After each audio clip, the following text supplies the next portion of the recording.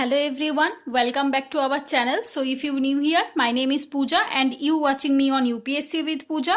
So as you all know, we have already started our UPSC CSE Mains 2020 questions paper analysis and we have completed essay paper and GS paper 1. If you have not go through them, you can go and check it out. I will give the link in my description below and on the I button.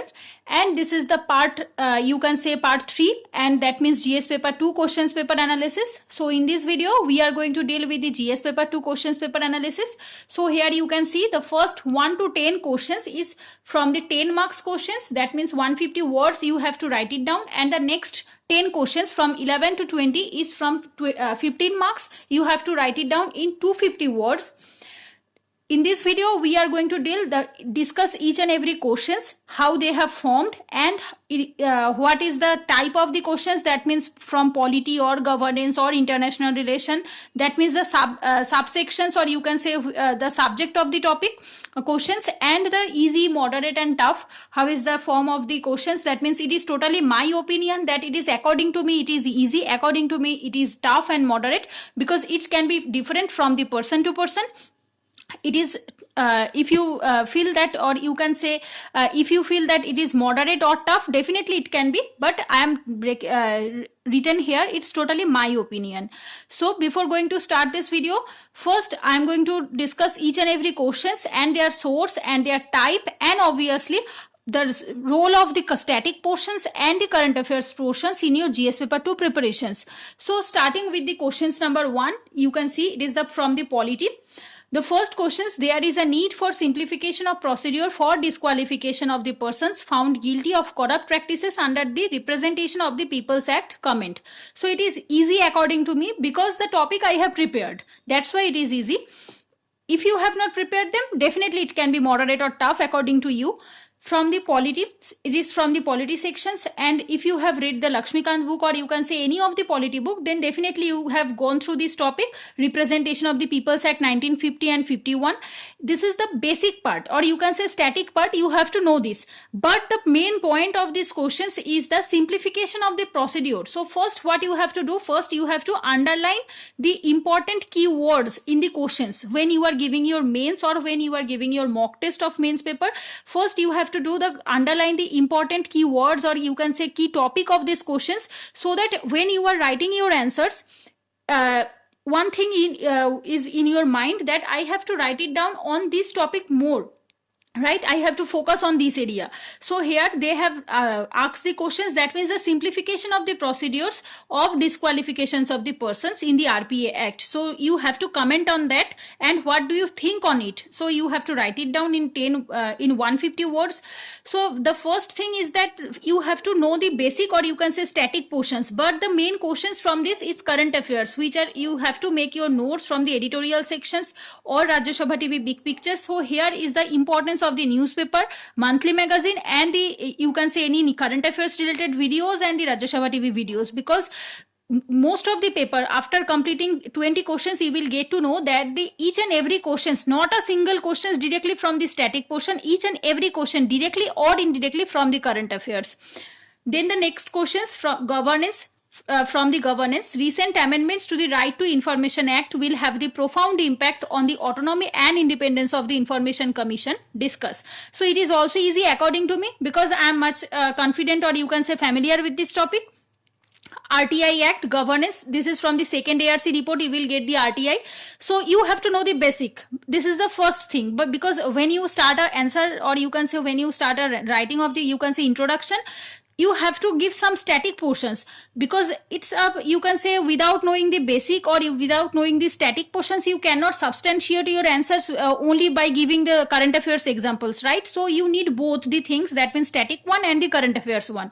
And you will get the Information Commission, that means CIC and SIC, Central Information Commission and State Information Commission in the Lakshmikant polity book, and current affairs. You have to know the current affairs which have recently done, that means the amendment, the role of, you can say, or the impact of the amendment on the information commissions, right? So you have to write it down, the static and the current affairs both. But most of the cases, 30% or you can say 20% of each and every questions is static portion, but the 70 to 80% is more based on the current affairs. So you have to know the current affairs properly. Then the third questions, it is from the polity. How far do you think cooperation, competition and confrontation have shaped the nature of the federation in India? Cite some recent examples to validate your answer. This is also easy questions because federations, what is the meaning of the federation? Federation meaning is states, right? Different state is called the Federation of India. Cooperation between the states, competition between the states and confrontation between the states, how they form this federation in India, and you have to give some recent examples to substantiate your answer. So first you have to refer that chapter from Polity Federalism from the Lakshmikant, or you can say any of the book, and current affairs. You have to give the recent examples to substantiate your answer, right? So here is the same, 30% is static. First you have to, in the introduction, you have to give the definition of the federation of in India. Then in the body part you have to substantiate your answers with each and every topic. First you have to give the, you can say, subheading, and then you have to substantiate with the examples. Then the fourth questions, polity.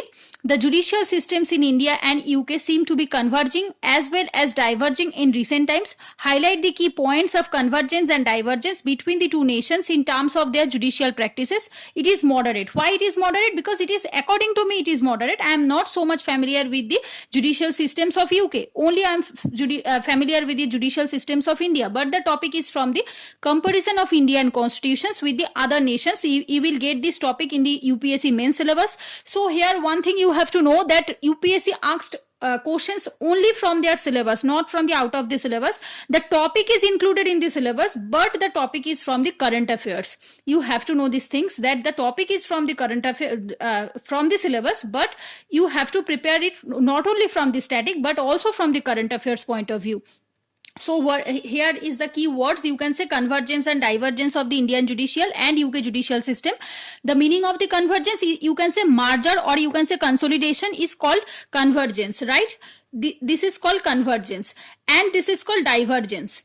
When they detach or you can say very different each others, so that is called divergence. So you have to know each and everything, ups and downs of the judicial systems of India and UK. Then the fifth questions, once a speaker, always a speaker. Do you think this practice should be adopted to impart objectivity to the office of the Speaker of Lok Sabha? What could be its implications for the robust functioning of the parliamentary business in India? It is quite easy according to me, because actually this was this topic, you can say, Speaker of Lok Sabha was in the news. That's why they have asked these questions, and it's quite easy if you have prepared your current affairs notes properly. So Speaker of Parliament, you have to prepare this for the static one. You have to start these questions from here. Then the total answers would be based on the current affairs. What is the recent events related to the Speaker of Lok Sabha, and what do you think that this is the true? Once a speaker, always a speaker. What is your opinion on based on this topic? You have to write it down. So, do you want to assess yourself? That means how is your preparation going on? For that, what you have to do, you have to give mock test, right? And for that reason, Unacademy came up with a new initiative, that means Unacademy Combat, the most competitive and gamified UPSC CSE battle. You have to compete with the thousands of learners in India's biggest fortnightly competition for UPSC CSE, which will start from 17th of January. Time is 11 AM in the morning. This quiz, or you can say this test, will be totally free of cost, and challenging questions curated by the best Unacademy educators. Super fast and fun with the real-time rankings. Compete with the best. Detailed video solutions by the top Unacademy educators. What you will get? You will get your score in the leaderboard, your ratings and awards, and definitely you will get to know your actual performance in the UPSC CSE prelims, and definitely you will get a chance to improve your rankings in the leaderboard. What will be the contest format? 45 minutes, 60 questions, 13 combats, 6 sections, relative scoring and fortnightly contest, that means alternative Sundays. Compete with the best and win Amazon vouchers. This is the best part, that means the rewards parts. Rank 1 to rank 3 will get 3-month UPSC CSE GS Plus subscription, and rank 4 to 150 will get 1000 Amazon vouchers. What you have to do for enrolling? Just you have to download the Unacademy Learning app from the App Store or Play Store. Then you have to select the goal, that means UPSC CSE. Then you have to click on the link which I have given in my description below. When a page prompted, you have to use my referral code, that means Pooja10, when you give my referral code Pooja10, you will get to know and you will get each and every mock test totally free of cost. So don't waste time and just assess yourself. Then the sixth questions, in order to enhance the prospects of social development, sound and adequate healthcare policies are needed, particularly in the fields of geriatric and maternal healthcare. Discuss. So this is from the governance, or you can say health issues. This is from governance and social justice in an integrated way. So you can see here the topic is governance and social justice and healthcare system, that is current affairs. You have to write it down, the current affairs of the, or you can say the recent government initiatives which are helpful for the geriatric and maternal healthcare services in India. So here this question is same, you have to write it down both the static and current affairs point of view. Then the seventh question is also from the governance topic. Institutional quality is crucial driver of the economic performance. In this context, suggest reforms in civil service for the strengthening democracy. So as you all know, this is a topic of our GS paper 2, role of civil service in a democracy, governance topic. And you have to write it down, the role of civil service, or you can say the reforms, which can be the reforms, or you can say what are the changes you want in the civil services for strengthening democracy. And obviously your focus should be more on the economic institutional quality, on the economic performance. That means the role of institutions to enhance the economic performance, right? So this is from the also current affairs point of view. Then the eighth questions, the emergence of the fourth industrial revolutions. Digital revolution has initiated e-governance as an integral part of the government. Discuss. So it is quite easy according to me, because e-governance is a topic from the governance sections, right, in the GS paper 2, and the fourth industrial revolution is called the digital revolution, right? So what is the role of the, or you can say digital revolution or fourth industrial revolution on the e-governance, and how it had helped in the governance of India.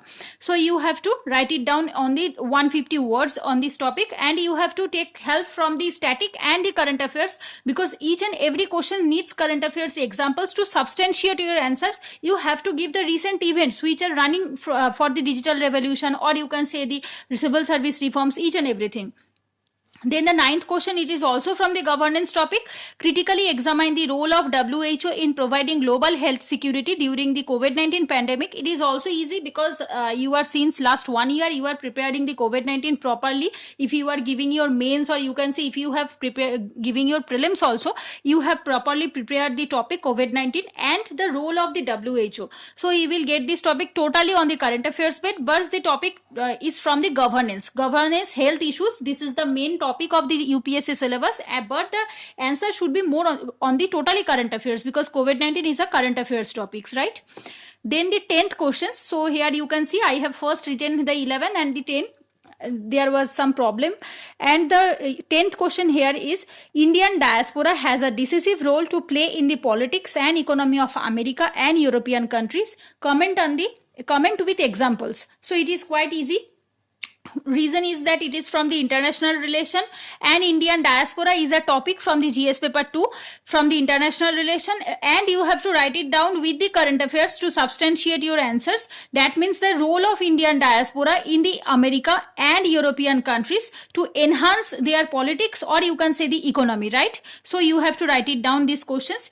Then the second part of these questions, that means from 11 to 20, 15 marks questions, 250 words you have to write it down. The first questions, 11th questions, it is from the polity. Indian constitution exhibits centralizing tendency to maintain unity and integrity of the nations. Elucidate in the perspective of the Epidemic Disease Act 1897, the Disaster Management Act 2005, and recently passed the Farm Acts. So it is moderate. Why I have written here? Farm Acts is current affairs. You have prepared these things. Disaster Management Act and the Epidemic Disease Act is quite old, so you need some static details also for this one. And Disaster Management Act is also included in GS paper 3 also. So here, when they have passed these three acts, they have Indian Constitution, or you can say Parliament, have showed their unity, centralizing tendency to maintain the unity and integrity. They have not much focused on the state demands, right? So only they focused on the central demands, or you can say which what have done in the Farm Acts. The same thing happened in the Epidemic Disease Act and also the Disaster Management Act. So they have told you to write the answers, to mention the three acts and how they have showed their more focus on the centralizing tendency and to maintain the integrity and unity of the India, right? So definitely India is a federation, but we have to maintain the integrity and integrity. For that we have to more focus on the centralizing tendency, that means the unitary features, right? So that is the main reason of these questions, to form these questions. That is the Farm Act. So it was in the news, so that's why they have asked these questions with the static one. And also you have to, here you can see current affairs, static, both, and acts. So your answer should be based on the three act and their role and their provisions on the unitary features, right? So it is from the polity. You have to know the unitary features properly. Then the 10th questions, which I have already discussed. Then the 12th questions. All these questions are 15 marks. You have to write it down in 250 words. Judicial legislation is antithetical to the doctrine of the separation of powers as envisaged in the Indian constitutions. In this context, justify the filing of large number of public interest petitions praying for the issuing guidelines to executive authorities. It is quite moderate according to me. And definitely this question is from the polity sections, judicial legislation and separation of powers. These are the key words here you can see. And public interest litigation, PIL, right? For the guidelines to executive authorities. This is from the judiciary. PIL, you can say it is from the judicial activism also. That means the separation of powers. That means you cannot, executive cannot intervene in the judiciary. Judiciary cannot intervene in the executive. Your focus should be more on this. That is judiciary. You can take help from these chapters, PIL, judicial activism. But the more, you can say more essence of these questions based on the current affairs, which have recently happened in the news. That's you have to write it down in your own words. Then the 13th questions, it is from polity. The strength and subsistence of the local institutions in India has shifted from their formative phase of the functionaries and funds to the contemporary stage of the functionary. Highlight the critical challenges faced by the local institution in terms of their functionality in recent times. It is moderate. Why I am telling it is moderate? Because it's not so much clear in my point of view. That means the difference between the functionaries and funds and the functioning. At this moment, I am not so much well aware about this, but I have understand this question's essence. That means they have asked the questions. That means in the formative days when the local bodies have formed, that means the Panchayati Raj, or you can say municipalities, or you can say cooperative bodies, when they have started, or you can say when they have established, their main focus more on the functions. That means their works, functionaries, that means their, you can say personnels. You can see this is in the not in a singular form, it is a plural form, and funds, that means the, you can say budget or money. But now at this moment in the contemporary stage, they have shifted towards the functionary, not the functionaries, only, you can say only personnel, not the personnel, lot of personnels, that means in a singular form. So I have understand these questions, but what I have to write it down in the answer, I am not so much aware on this. So that's why it is quite moderate, or you can say tough for me. But the topic I can understand. You have to refer the local bodies, that means municipality, PRIs and all this. You have to write it down their formative days, how they have worked in their formative days and how they are working at this moment. That means static and current affairs both, you have to write it down. Then the 14th questions, it is also from the polity section. Rajya Sabha has been transformed from a useless stepney tire to the most useful supporting organ in the past few decades. Highlight the factors as well as the areas in which these transformations could be visible. It is easy. Why I am telling it is easy? Because it was in the news since last many, you can say when I have started my preparations in 2018. From that time, most of the time I have seen that this type of topic in the newspaper, that the role of of the Rajya Sabha now it's quite you can say important, because the number of the session, or you can say the productivity of the session now increasing. So that's why the role of the Rajya Sabha it's important, because when they have formed the Rajya Sabha, it was like a useless Tiffany tire, but now it is a supporting organ since last few decades, that means since last 10 years or 20 years. So that's why it is important from the current affairs point of view also. And you have to first refer the polity working of the Rajya Sabha from the parliament chapter, then you have incorporate the static with the current affairs, how they have transformed or how they have changed, and the factors, the reason, factors meaning the reason, and the areas in which area they have worked more, right? Then the 15th number questions, it is also from the polity. Which steps are required for constitutionalization of a commission? Do you think imparting constitutionality to the National Commission for Women would ensure greater gender justice and empowerment in India? Give reason. It is quite moderate according to me. The reason is that, yeah, I know the essence or I know the meaning of these questions, but I am not so much prepared this topic. So that's why it is moderate.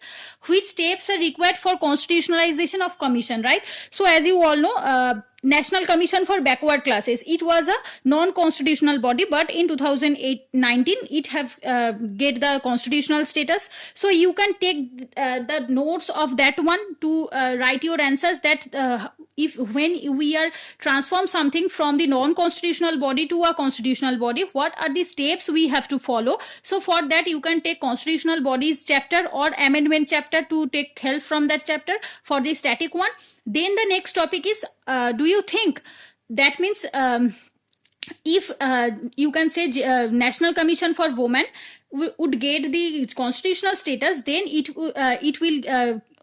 will do the greater gender justice and the empowerment of the women. So you can say what is your opinion. They are asking to write it down in your own words, in your own opinion. So for that, definitely some topics you can choose from the static portions, but the current affairs is there.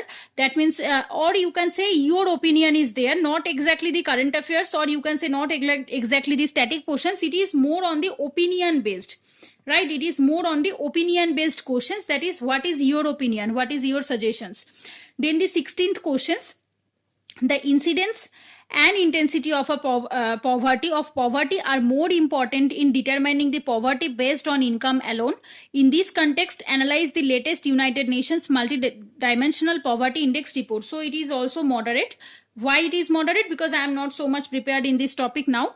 So it is from the governance and United Nations Multidimensional Poverty Index. It is a current affairs topic, totally current affairs topic. You have to refer this one for the to write it down the questions.